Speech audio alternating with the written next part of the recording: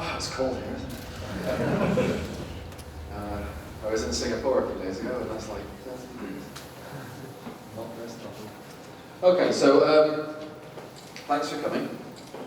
I would like to introduce Polkadot.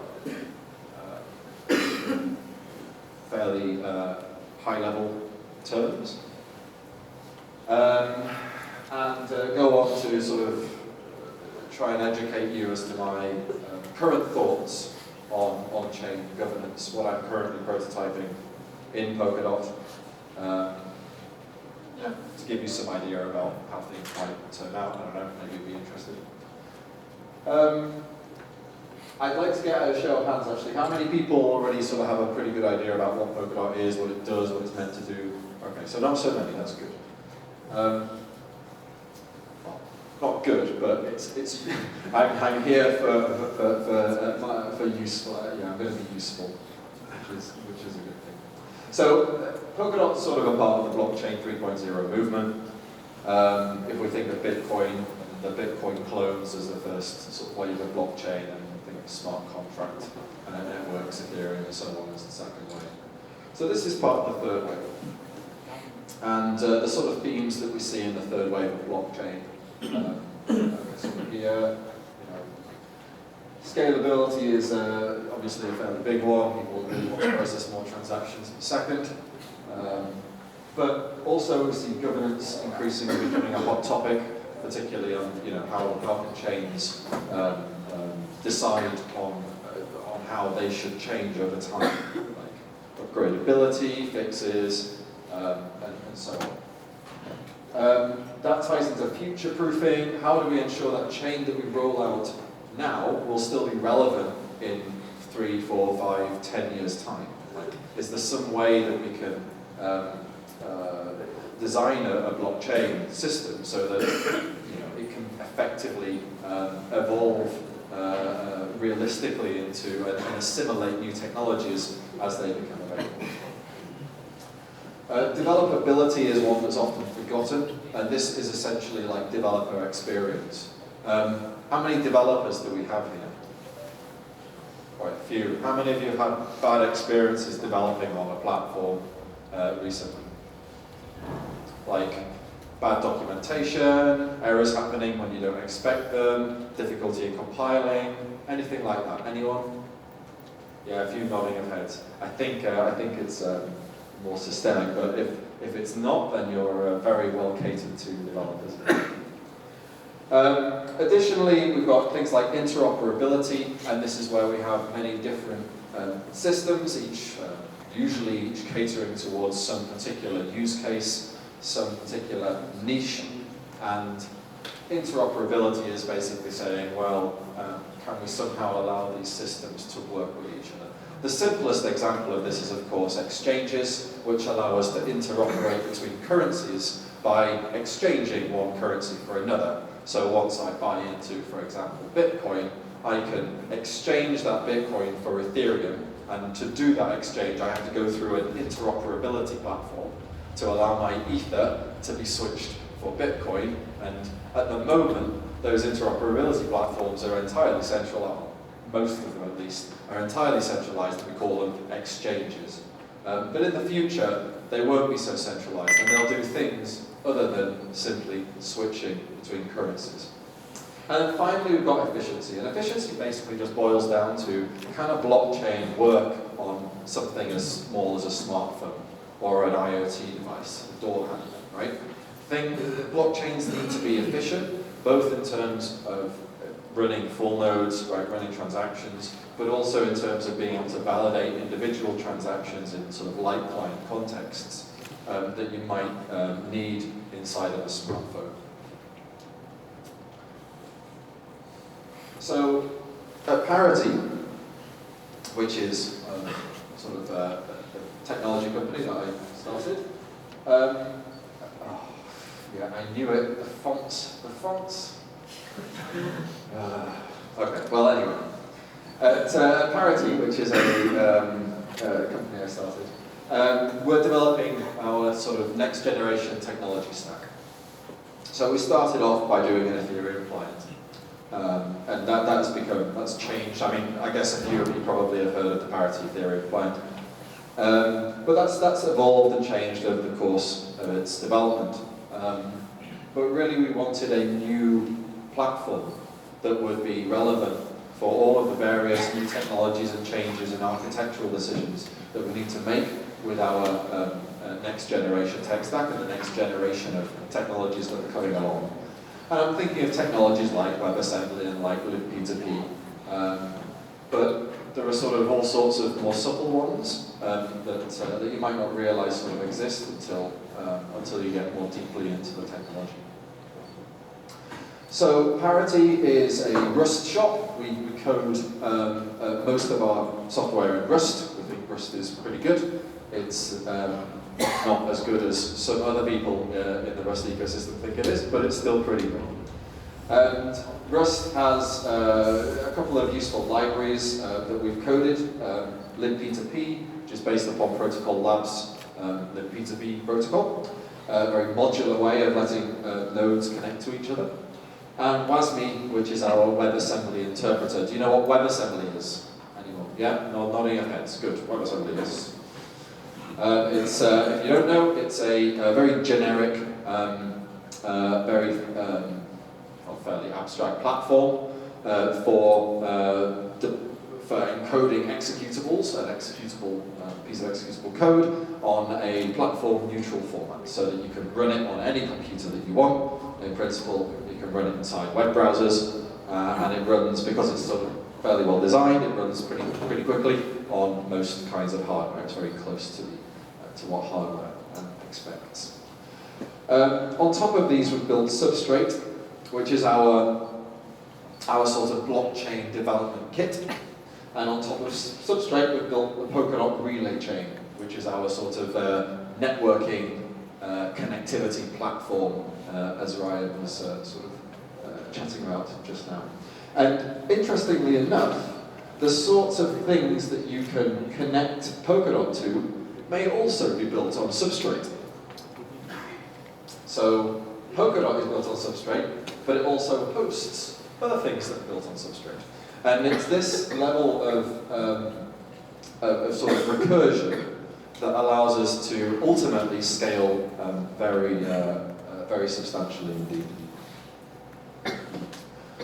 So Parity Substrate, our goals for this, we have quite a few, but I'm not going to sort of discuss all of them in very much detail, but we want it to be adaptable and upgradable. So again, as I mentioned before, as more technology arrives on the scene, and we think that this is a fairly immature field at the moment, and that as research really heats up, as universities really start getting going, as more and more professors discover more and more things, we're going to end up with an awful lot more technology at our fingertips in order to solve the sorts of problems that we want to solve. So it doesn't make sense to architect a blockchain framework right now on any given set of technologies, be they elliptic curve signatures, particular hashing formats, or zero knowledge proofs, ZK snarks, ZK starks, bulletproofs, whatever it'll be. We want our system to be upgradable beyond these particular pieces of technology. Secondly, we want a light client, and we want to design it to have a light client from day one, because we believe that getting transactions, getting a secure node and transactions verified and authored on a light client or inside of a door handle or in your home automation system will be very important in the future of blockchain.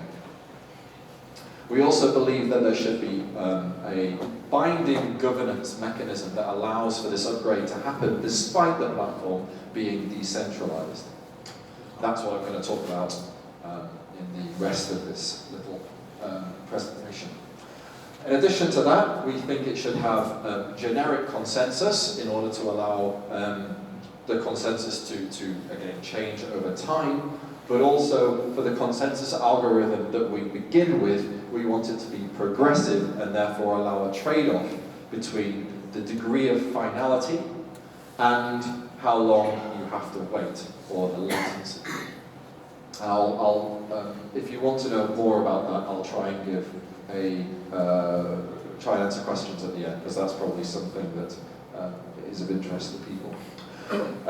Finally, we want it to be an on-ramp for parachains, which is to say it's a software development kit that you can use in order to create parachains. The parachains are the things that work, that can be connected by Polkadot. So, you know, we want to use the best that the industry has to offer for this stuff, at least at the moment. So that's why we've made it with WebAssembly, with P2P, and Rust-based. But, you know, despite our choice of Rust language in order to code the initial sort of version of Polkadot on, we welcome any teams that want to get to know the protocol and write their own implementation. We're already busy writing a specification, and we'll be happy to help and even incentivize if you wish to spend some time doing that. So roughly speaking, if we think about substrate, and it can be sort of written a bit like this, with libp2p at the bottom. That's the thing that actually connects the nodes up and actually passes data between them. And then we have a consensus mechanism. And a consensus mechanism sort of wraps everything else. It keeps everything else in consensus. And then inside of the consensus mechanism, the thing that is keeping in consensus, the sort of the thing that's moving along, is all governed by WebAssembly. And inside of the WebAssembly sort of bubble, there is all of the stuff that you might want a blockchain to be able to do. So modules that cover things like governance, staking, cryptographic random number generation, permissioning, smart contracts, managing accounts and balances and payments, and all that sort of stuff. Interestingly, or critically, this stuff is all written in WebAssembly. So we can change the WebAssembly. The WebAssembly, because it's deployed on the chain, we can change this over time without having to force anyone to upgrade their node. And what this means is the chain becomes inherently upgradable, and it gives governance, not just a bark, as we say, but a bite as well. It makes governance be binding. Any decisions that the governance mechanism is able to make are actually instantly or near instantly enacted on the chain as they should be.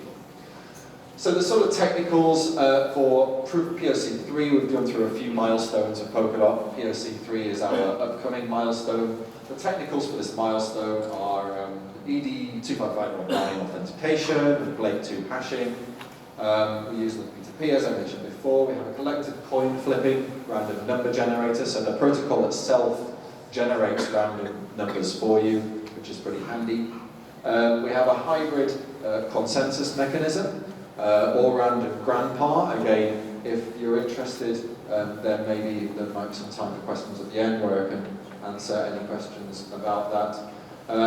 We have a very Bitcoin-like address format, and we have a runtime module library which basically covers all of those little things that I mentioned a blockchain might want to do before. One thing that's worth mentioning is that even though we have this WebAssembly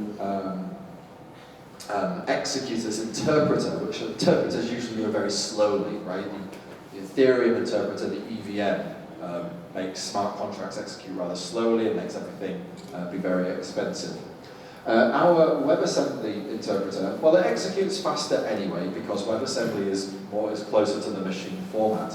And it makes things like JIT compilation possible and actually relatively cheap. We actually have an even better way of managing optimization and execution efficiency.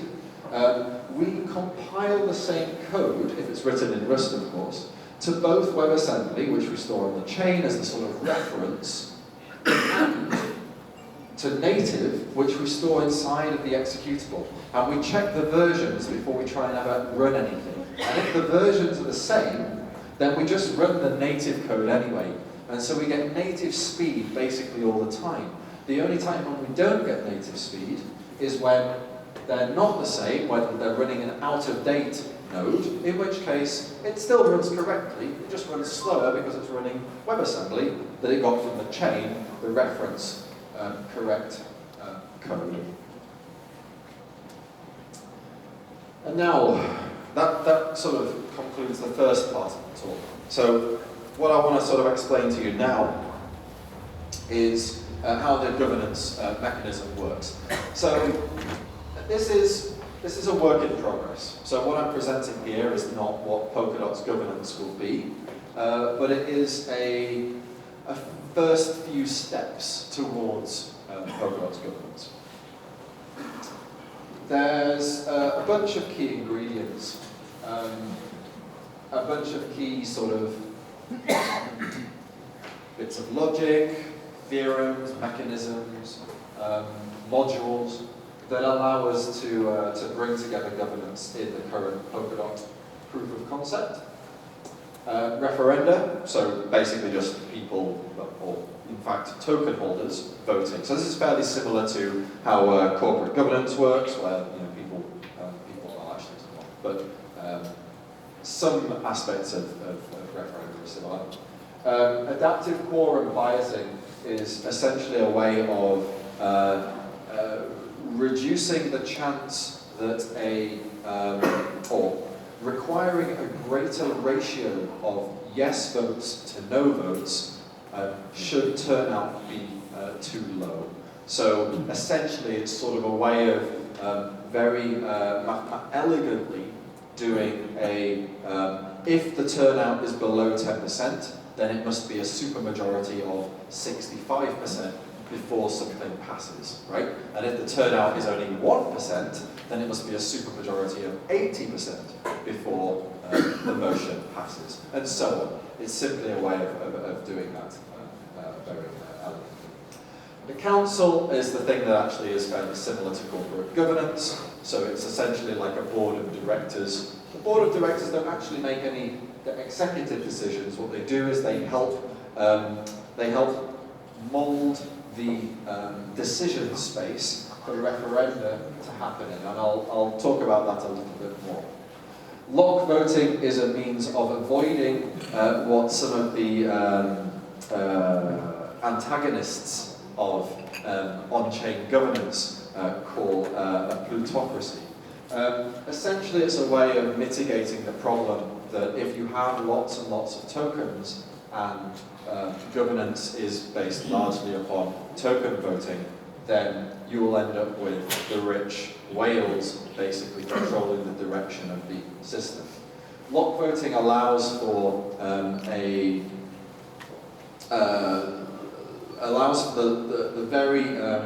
the lower capitalized members of a blockchain ecosystem that nonetheless feel very strongly about certain things to ensure that their votes are counted more than better capitalized members who don't feel strongly about things. The treasury is essentially a means of allowing the current economic system, the blockchain economy, to come together and pay for sponsor projects that help make the blockchain, the ecosystem as a whole, better. It's a sort of on-chain grants program or ecosystem fund, if you like. And there are a few chains that, well, at least one chain that has done this already, Dash, but this is something that is very easily added within our substrate framework, and it's a nice sort of a nice addition to any blockchain effort. And finally, we have this notion of delayed autonomous enactment, which is basically a very technical way of saying that once a motion passes, once a referendum gets approved, then there's some time that passes before it actually gets brought into law, so to speak, or enacted. And this allows for any economic activity based upon the decision to bring forward the motion, to carry the motion, to happen without the motion actually being acted upon. And that's very important for certain crypto economic safeguards. So here's a rough example of how stuff works. You don't really need to concentrate too much on it. The point is that all of these lines come out from the coin holders, right? So it's the governance is ultimately, the owners of a system are reflected by the owners of the tokens of the system. And that's sort of a core concept. But it's not that by holding more tokens you necessarily wield more power.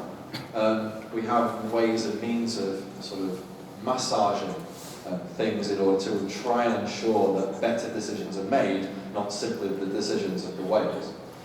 But nonetheless, ultimately, authority in the system comes from the ownership of tokens, rather than in, for example, classic democracies where it's if you have a head, you get one vote. Well, if you have a human head, you get one vote. Dogs don't get votes. It's a little different to, again, some of the antagonists to on-chain governance who believe if you have 6 accounts on Twitter, then you should have 6 votes. And if you post 100 messages a day on Twitter, then you should probably have 100 votes. That's not the sort of system that I want to bring about. The council is populated, it's a bunch of people, probably 12, maybe 24, who are populated by a rotating approval vote. It's probably not really worth me going into this, but it's a way of keeping relatively fresh membership of the council without sacrificing the ultimate authority being the coin holders. Now, coin holders also are able to propose motions for the referendum and sponsor motions in order to help them move up the list, and eventually, after some after some period, they become tabled, and it's the coin holders that then actually vote upon these motions, right? So basically, you have a proposal to change the network in some way, some unexpected way, some way that we didn't expect when we deployed the thing. And this might be an upgrade, it might be a fix, it might be a patch, who knows. But whatever it is, it's a motion and it sort of goes to the vote. So people vote on it. Now the council, because you can see you can get to these motions by either just directly or by going through the council.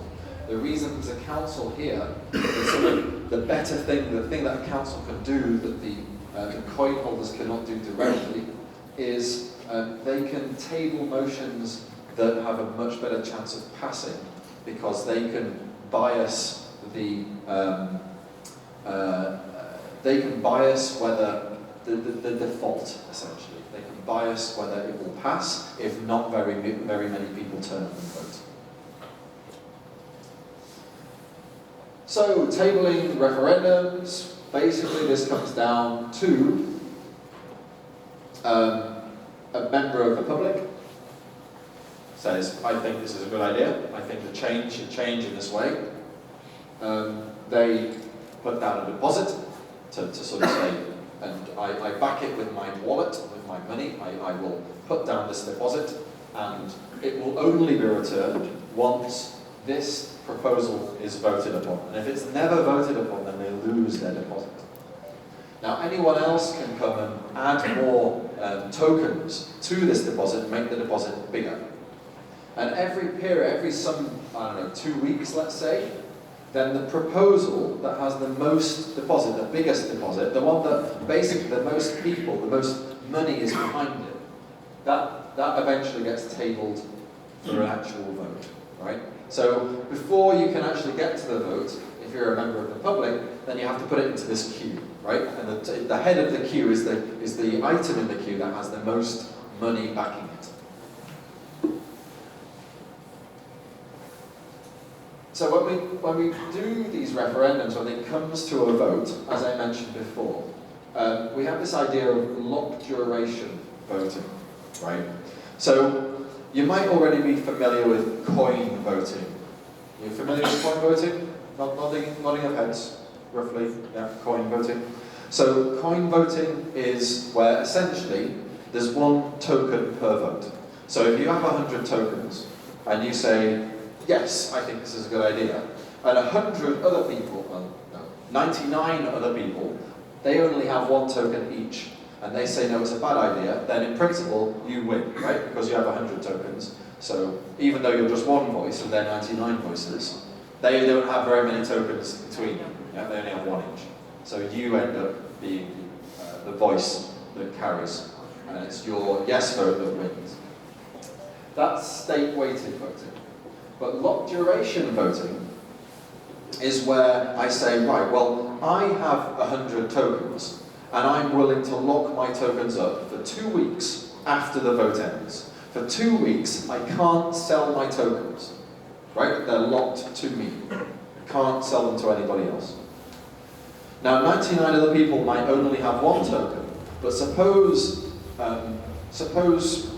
those 99 people feel very strongly that this vote shouldn't go through. And what they say is, we will lock our tokens for 4 weeks after the end of the vote. That means we can't sell our tokens for 4 weeks. Now we multiply those 99 by the 4 weeks, and we multiply the 100 by only 2 weeks, and we end up with 200 versus 396. And obviously 396 beats the 200, and the no's win. So locked duration is a way of weighting your tokens in terms of their voting power by committing to the network for a longer period of time than other people. The longer you commit to the network, the greater we assume your voting power is. Yeah? And we see this in many aspects of human sort of economics, particularly simple economics. Time plays a very important role in determining somebody's commitment to either a culture or a cause or an opinion. And what we're doing here is allowing that, that commitment to show by allowing people to lock their tokens, to pledge their tokens and their ownership of those tokens for a particular period of time. Almost like pledging allegiance to the network. So the critical thing here is, though, that only the winning tokens get locked. The losing tokens don't get locked. So if I lock my tokens up, if I offer to lock my tokens up for 2 weeks from the end of the vote, but I lose the vote, the other guys win, then my tokens are not locked at all, and I am free to sell them if I believe that, you know, because of this vote, that the network is somehow so degraded that I want to exit my position. So we have this mechanism by which you're covered even if you lose. If you pledge to commit, but you lose, you're covered. And this is meant to incentivize voting even on controversial issues, and incentivize large commitments even on controversial issues, or at least distinguish between the people that really are committed to their opinion and those who are really not committed but are voting anyway. So I mentioned before there was this notion of biasing, which is basically sort of biasing the default. It's what the council is able to do. Now, by default, for public votes, you need a supermajority of yes votes, so more than 50%, if turnout is below 100%. So if literally everybody turns up and votes, then 50% will carry. Right? But if not everybody turns up, then it will be less than more than 50% that is needed before the motion will be able to be passed, before the change can happen. So there is a particular formula which I'll come on to next, but critically, a supermajority is required, and it's a greater supermajority the lower the number of people vote. So if very, very few people vote, then you need a huge supermajority. And as mentioned before, winning motions, so once if a motion actually gets passed, then it doesn't actually get enacted until after this period, after this 2 weeks or so, that allow people who don't like the motion to sort of exit the network if they believe that the motion was so bad.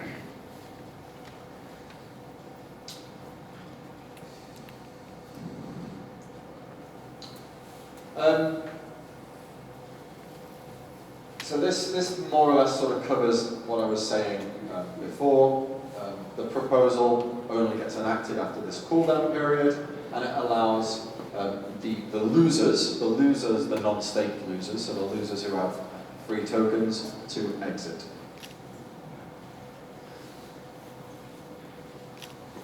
So the votes, in some sense, are the number of tokens multiplied by the amount of time that you're willing to lock up.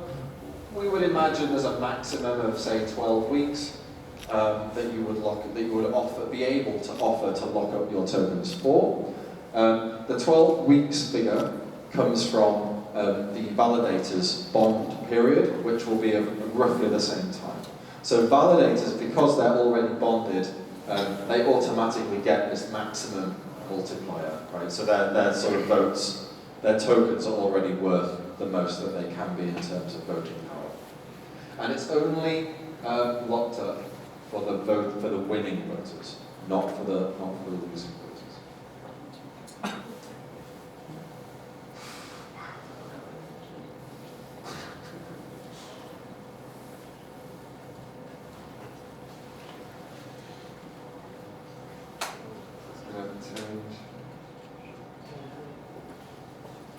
Oh, there we go. So here's a little diagram that I did just to sort of illustrate what's going on. So we might have three voters, Alice, Bob, and Charlie. Alice is voting no, and Charlie is voting no, but Bob is voting yes. And Alice is willing to, she only has one token, but she locks them up for 8 weeks. Very long time, right? And the reason there's only 4 blocks is because each block counts as 2 weeks. Okay, so each block represents 2 weeks. So Alice is locking them up for 4 2-week blocks. Bob is willing to lock them up his 3 dots. He holds 3 dots, and he's willing to lock up his 3 dots for 2 weeks, for 3 2-week periods. So that's why there's 9 blocks in total. 3 times 3. And Charlie has lots of dots. He has 4 dots, but he's locking it up only for the minimum 2-week period. So only gets one column of 4 dots. So we add them together. There are 8 no votes, those 4 and those 4, and 9 yes votes, those 9.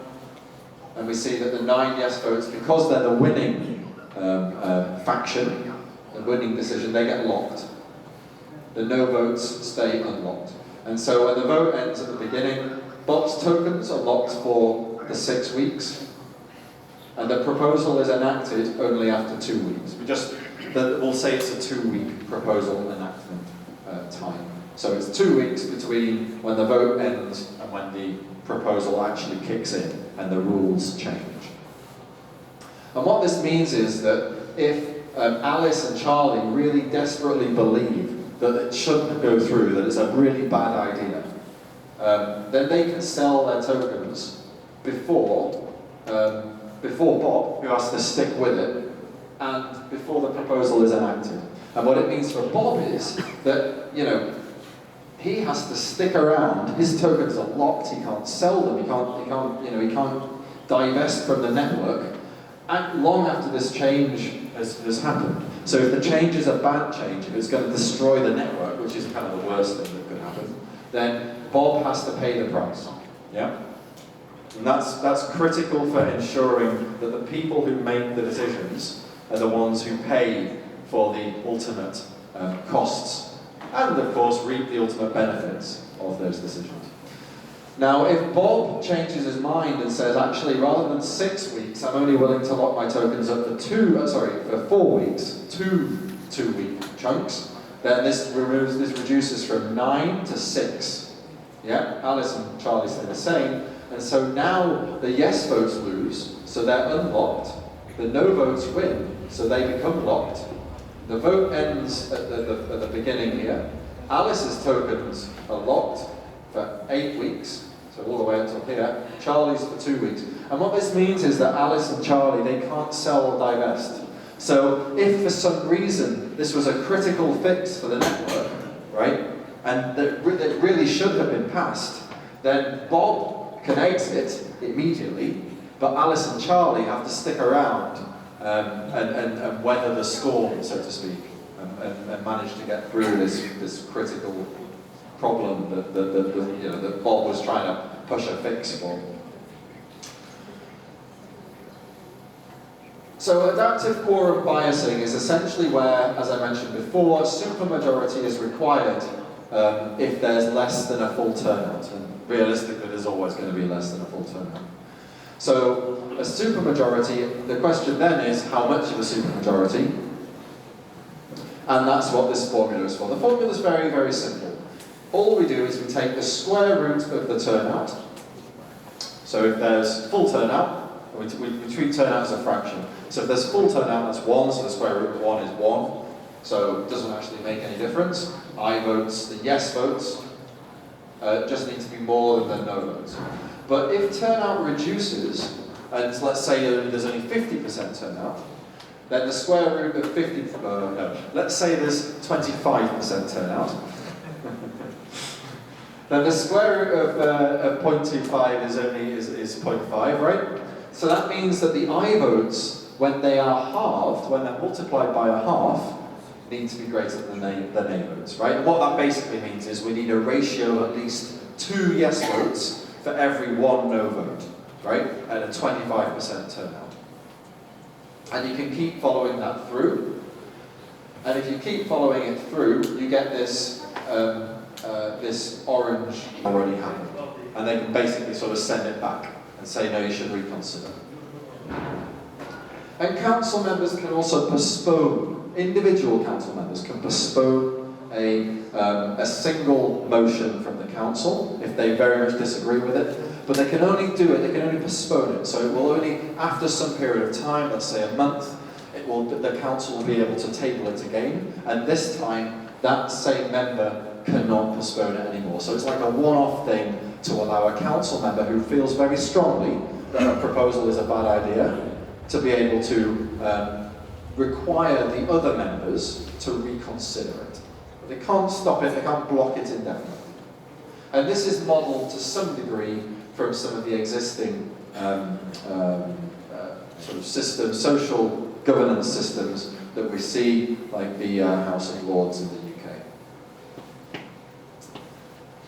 Now the council elections, I'm not going to go into this too far because it's pretty technical and it doesn't really, you probably get lost quite soon, it doesn't really help without a diagram. But basically the council get elected through an approval voting mechanism. So again, ultimately it's the token holders that put these guys in place and that keep them in place, and that after a period of time, they have to get re-elected. And the only thing that's interesting here, really, aside from the approval voting, is that re-election is designed so that it's not the same people that will continually be re-elected. It's designed so that votes are kept between successive elections, and so that people with fewer votes last time will get a greater chance of becoming elected next time. Yeah. But this is, if you want to know more about it, feel free to ask or look at the code. Okay, so that's basically Polkadot governance where it stands right now. This isn't.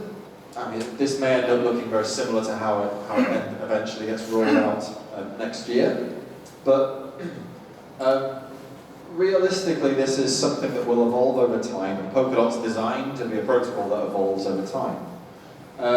And some of the things that I expect to introduce fairly, soon after, maybe next year, maybe the year after, would be bringing in additional groups of stakeholders beyond those that just hold tokens.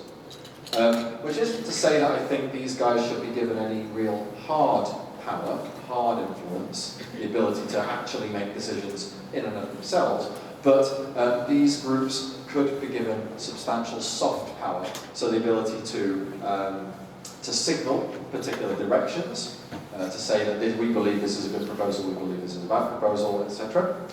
But could also be a group that has a little more power, the ability, for example, to postpone motions, to send them back, or to alter the amount of supermajority that is required.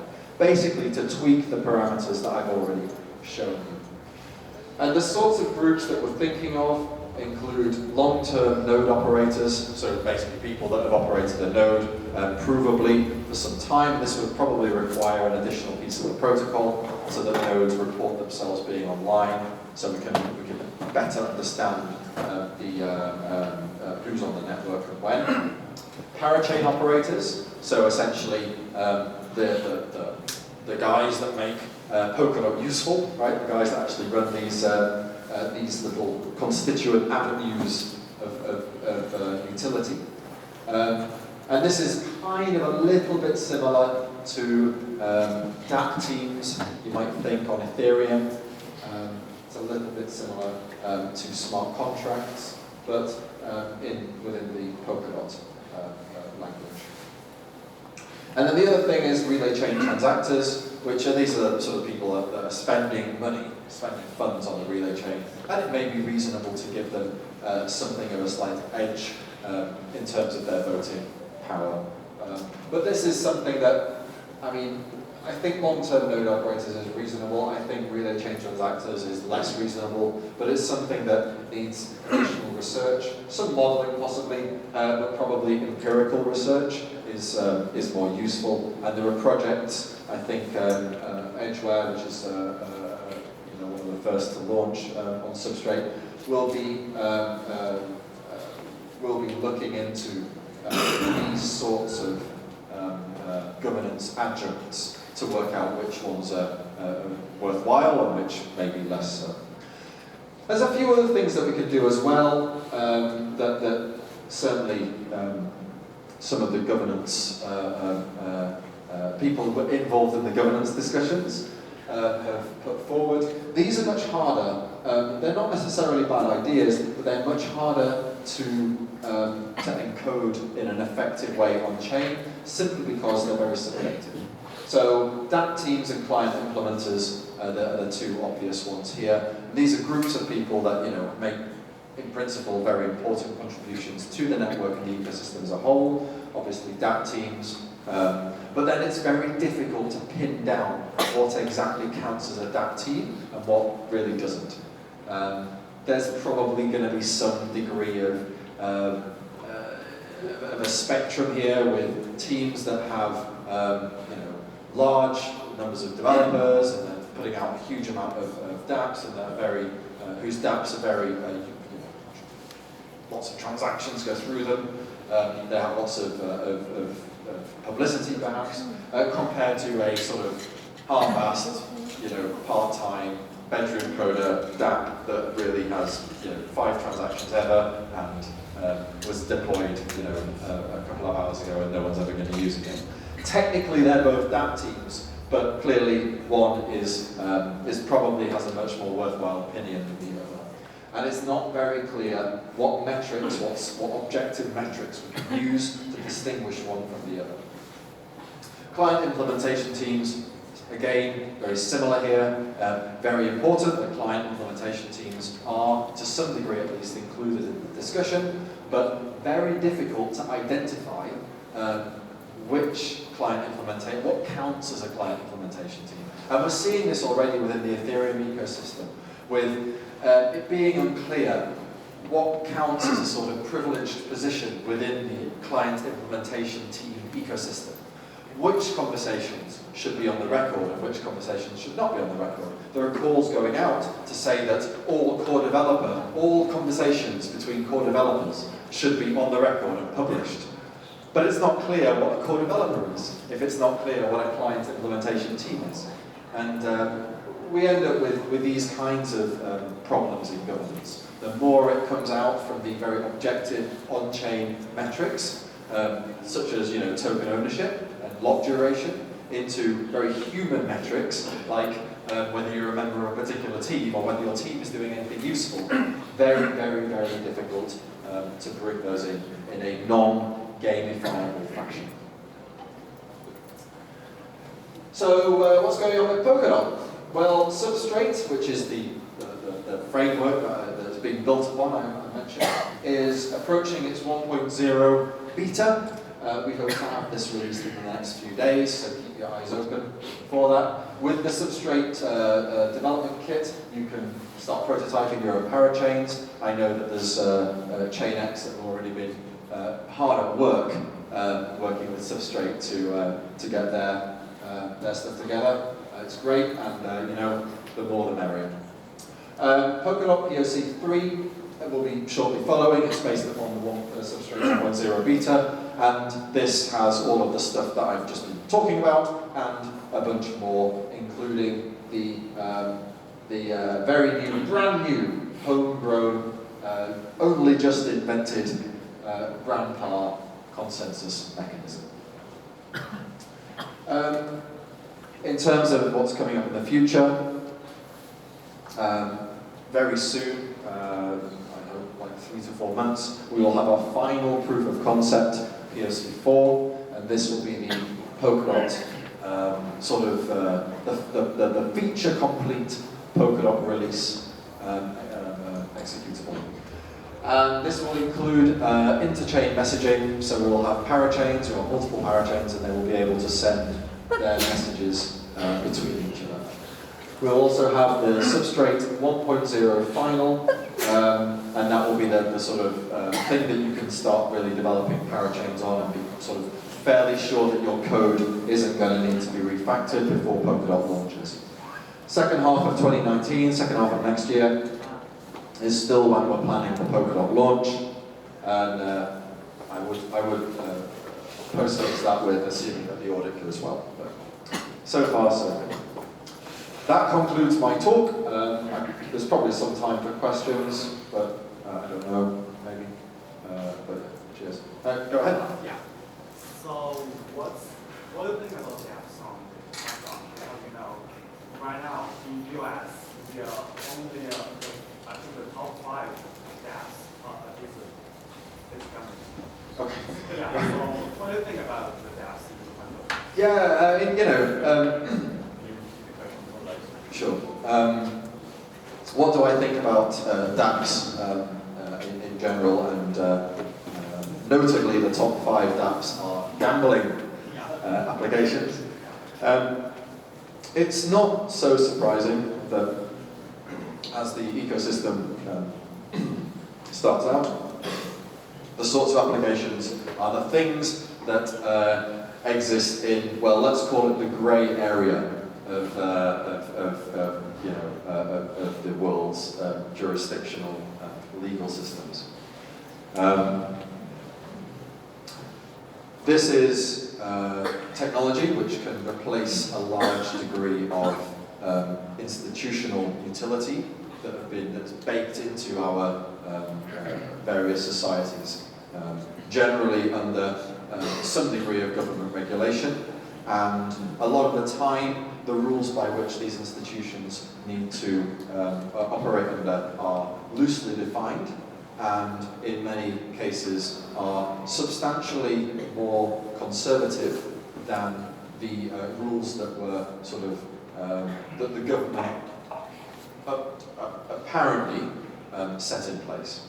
And I know this firsthand, having dealt with banks. Banks tend to be very conservative institutions, at least unless you're laundering a sufficiently large amount of money, and they will be very, very careful to appear as though they are following not just the rules, but even a very conservative reading of the rules. And this becomes problematic when you when you want to basically do stuff that maybe the banks get a little bit antsy about. And I think it's the same with insurance and gaming and all the rest of it.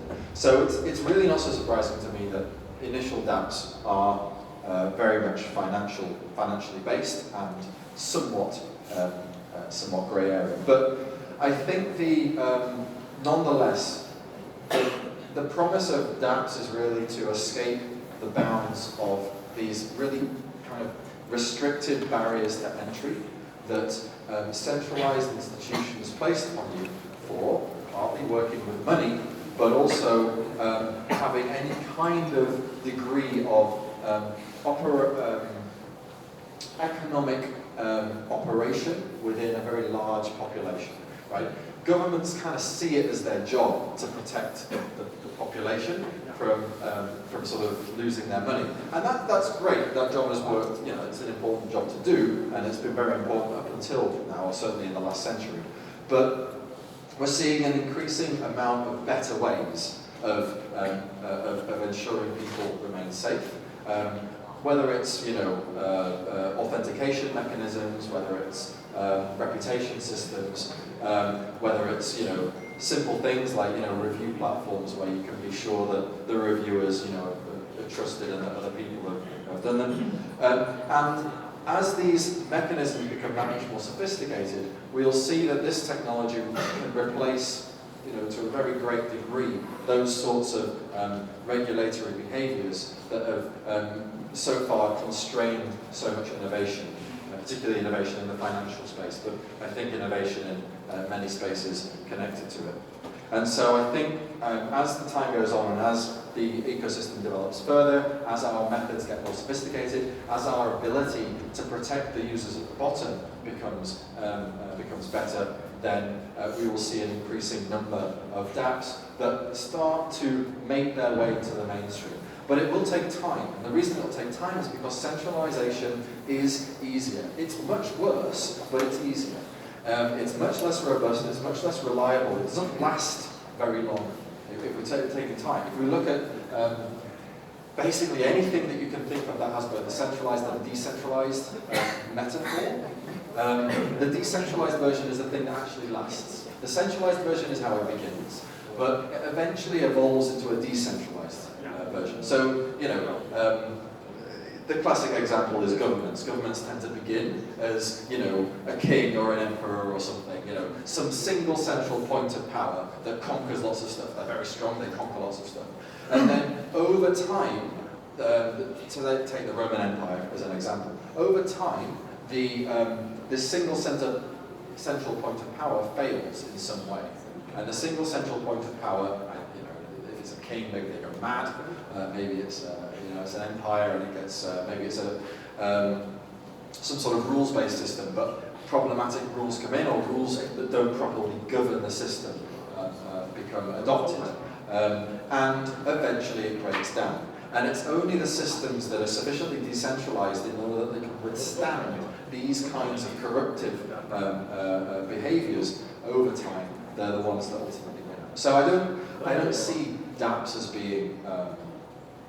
as being constrained to just the fringes of society. I do see them as being ultimately the winners, but it will take time because centralized solutions do tend to be easier to architect. And there's currently the things that are taught at universities as well. So what's the incentive for token holders to take part in the governance process? And the incentive is actually as simple as in order to ensure that your opinion is carried. So you know, this isn't. So the naive sort of way of managing this is to say, well, we'll pay people for putting forward motions and voting. Now there may be some reasonable argument for putting forward, for paying people to put forward motions that do ultimately get carried. I can see that as being a potential adjunct.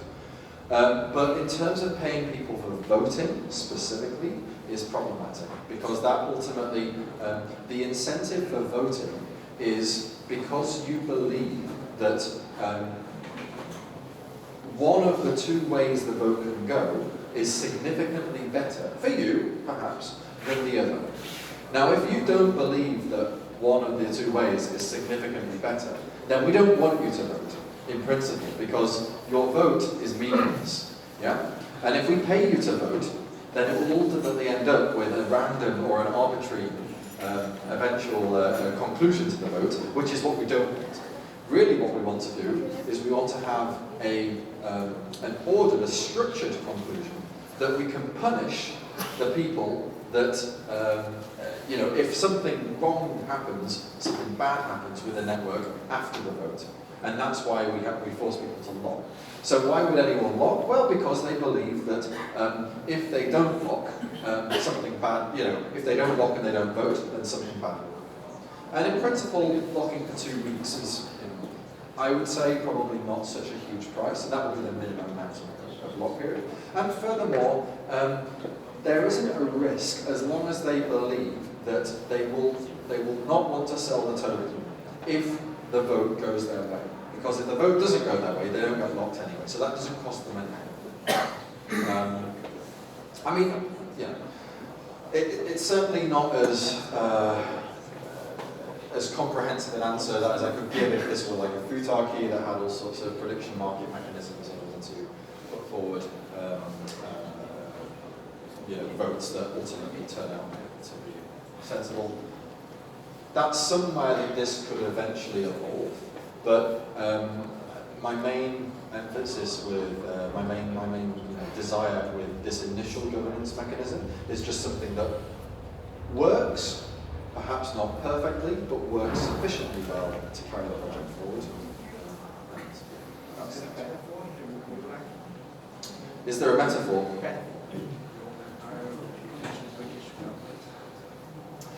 So yeah, part of the Polkadot governance stuff that I presented does have some metaphor. So the council, roughly speaking, is analogous to a corporate governance like board of directors. The referendum, obviously, referendum, but with a supermajority that needs to carry it. What was the other bit? The locking. I don't actually know if the locking has an obvious metaphor. The ability for a council to send back a motion is similar to the House of Lords in the UK. So most of them have some previous examples.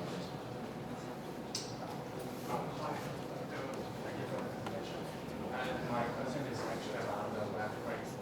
I'm not quite agree with you have just said about the Web3 about the centralized administration. When the internet was invented all this time, it was not centralized like this. And it's not centralized because the financial incentive, and that's because of economics. And now we are talking about decentralizing everything right now. And do you think that will be like the result? It turns out everything would be centralized again. Say, as a storage, and you have mentioned that Polkadot uses B2B, and that's the protocol by Polkadot. And based on B2B, there is a project called IPFS, and that's decentralized storage.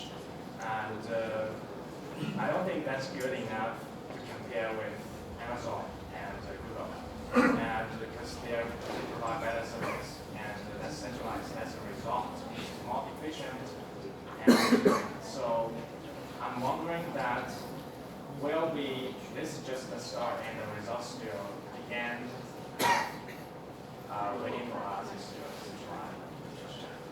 centralized. So I'm not sure if I can sum that up into a question, but I will say I'll say you are sceptical about whether decentralization is truly the final path. But with the example being Amazon being Amazon storage service being substantially better than IPFS. Well, firstly, Amazon is substantially more mature than IPFS. Secondly, IPFS offers various functionality that Amazon doesn't. So, I think the two are not super comparable. But to the point, to the notion, to the amount that they are comparable, I think it's ultimately you have to consider this as if you have something that's centralized, it will inevitably be easier to develop because we think in a very centralized way. Our world is centralized. I am at the middle of my world, right? I'm right here, and these points are fairly close to me, right? And the rest of Beijing is quite close to me, and Africa is really far away. And that means that I'm localized and I'm centralized. So this is how our brain works. And when we architect systems, we architect them from a very centralized point of view. It's very difficult to design something to be decentralized from the beginning because good decentralized systems ultimately solve their problems through emergent effects of the individual elements that are working together. And that means that if one of those elements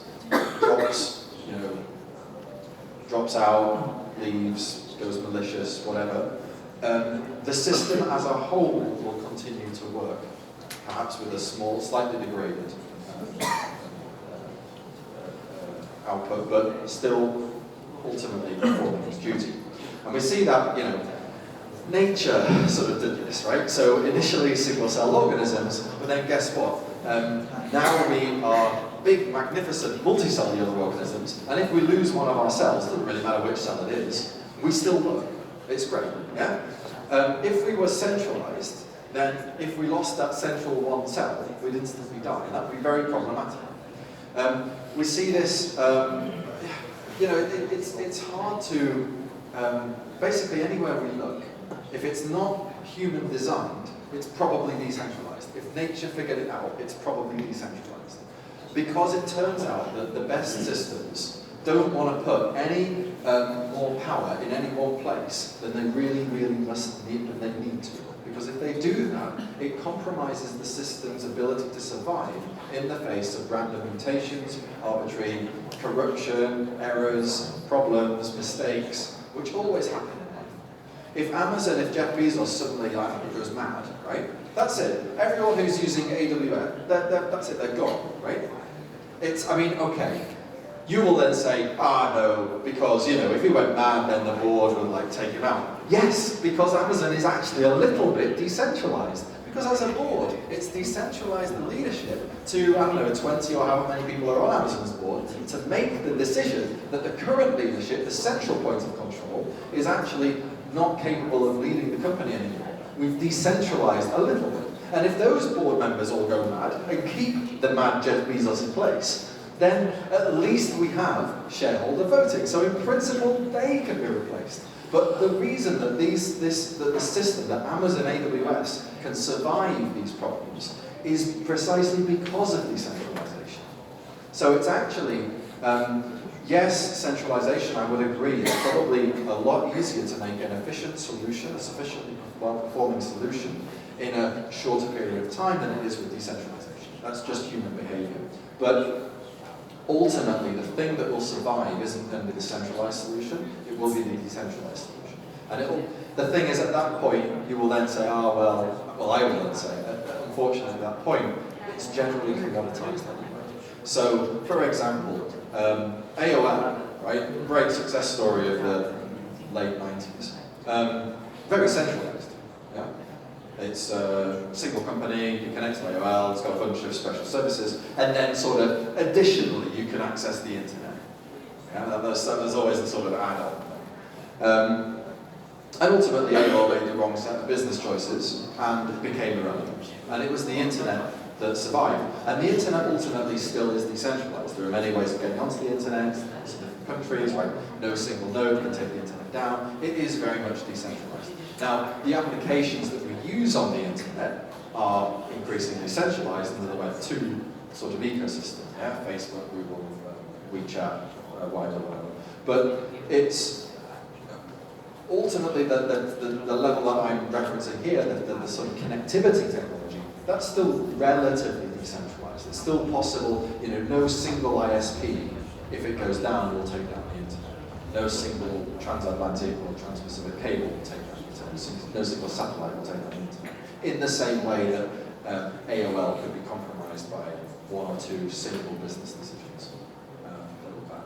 So, I think it's pretty clear to see that decentralized systems as a whole are better, and as long term, and as society moves an increasing amount of its logic, of its processes, of its bread and butter ways of allowing people to interact onto applications, into apps, it's going to become increasingly important that those apps can survive an attack or a mistake.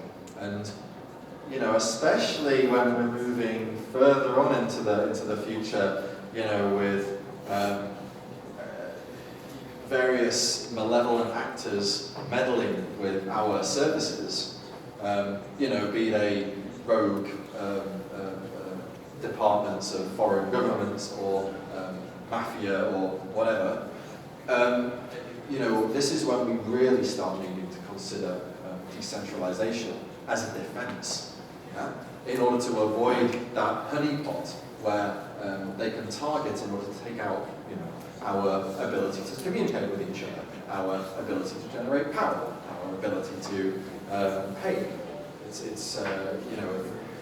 For example, simple example, suppose the mafia, some Eastern European mafia managed to get WannaCry worm onto PayPal's central servers. And it's like, right, you will no longer be able to pay anybody in the West unless you pay us first $5 billion.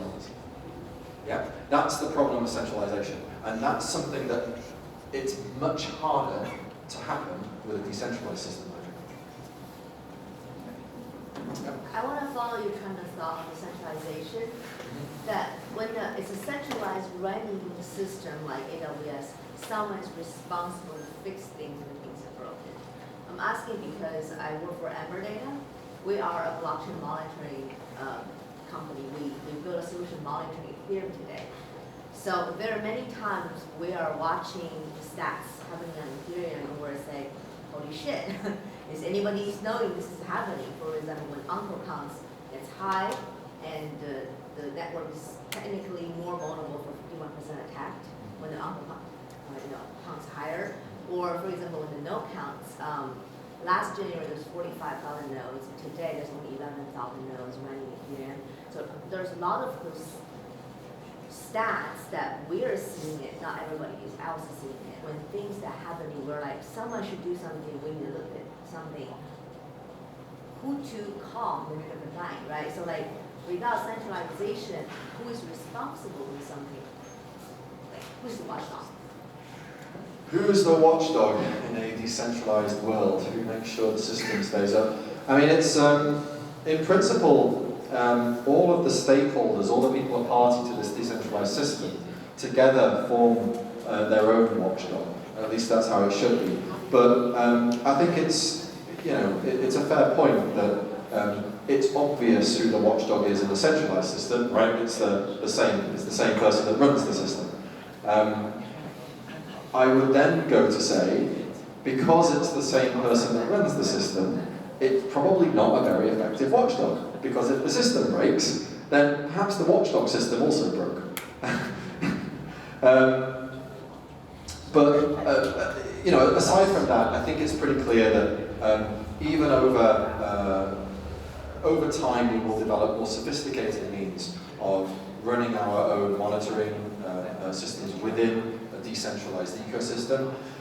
An example might be if we have something like the treasury that I mentioned before, something like a sort of light version of a DAO that's able to allocate grants to external systems beyond the chain that actually are helping in some sense, then it would be not unreasonable to have monitoring, third-party monitoring agencies that do their job well to be given such grants in an automated fashion by the blockchain itself under this governance system. And it's these sorts of, this sort of ability to deploy the chain's capital outside of the chain that allows it to, that I think is something of a hallmark of sort of blockchain version 3.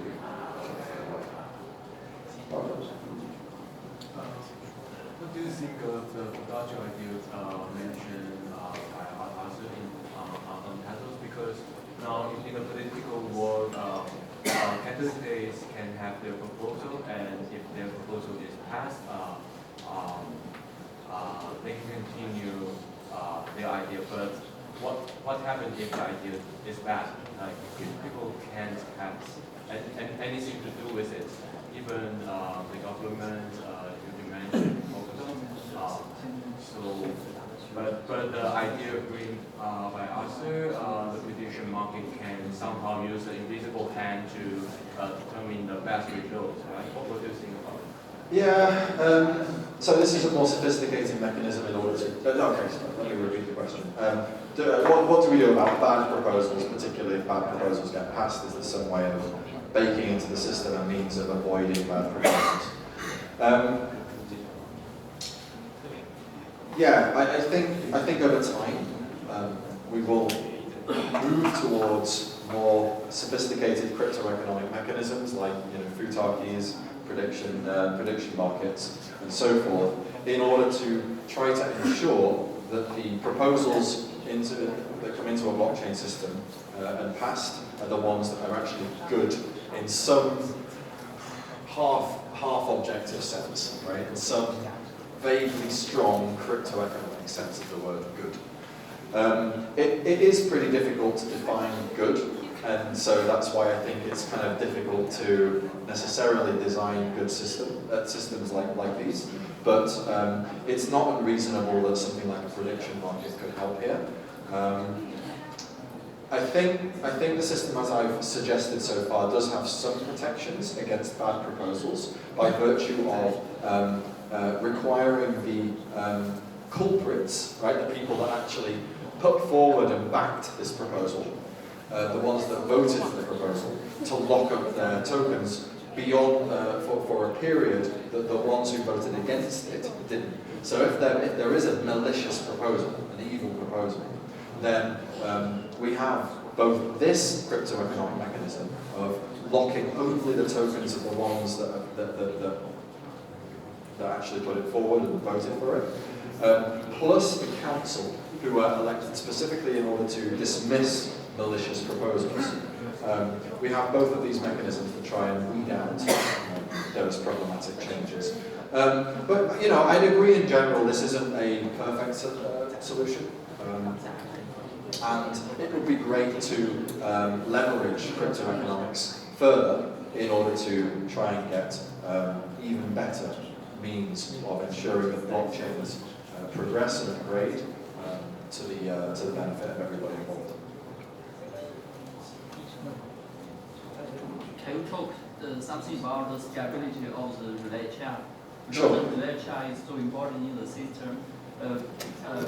Do relay chain need the sharding technology or something else in the future? So can I talk a little bit about scalability? Yes. So the relay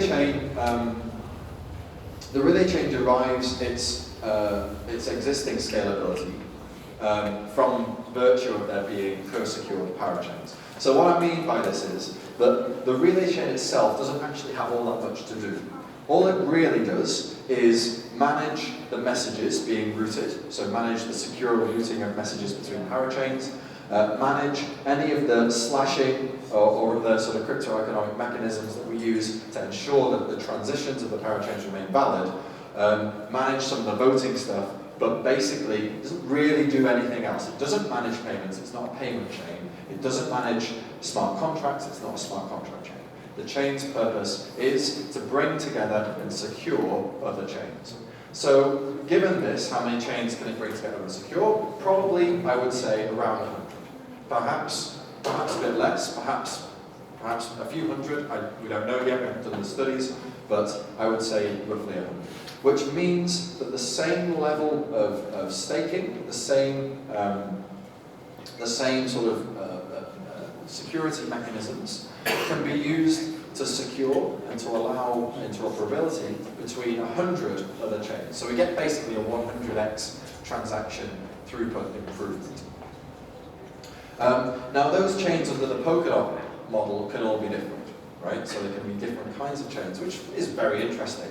But in principle, Polkadot could also be used to, with some fairly minor modifications, we could use the same protocol to have 100 shards of the same chain. Yeah?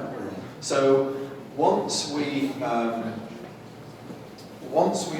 Polkadot to host other Polkadot chains, then Polkadot can become what would be a sort of tree chain, let's say, a tree of blockchains, rather than a set of 100 blockchains. Each one of those blockchains can become Polkadot, or something like Polkadot, but a sharded version. And we end up with, essentially, the word unlimited is very dangerous to say, and I don't say it lightly, but I don't see any obvious limitations if you're willing to swallow some degree of latency between disparate parts of Polkadot, the messages moving to and fro. I don't see an obvious limitation in how deep Polkadot could scale.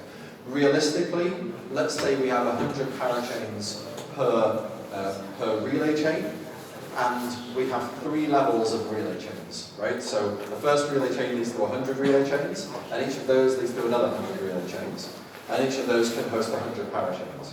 Now we have 1 million parachains. We're looking at about 1,000 transactions a second, so you start to get the sort of level 1 billion transactions a second is roughly what we're talking about at 3 levels deep, which is pretty substantial.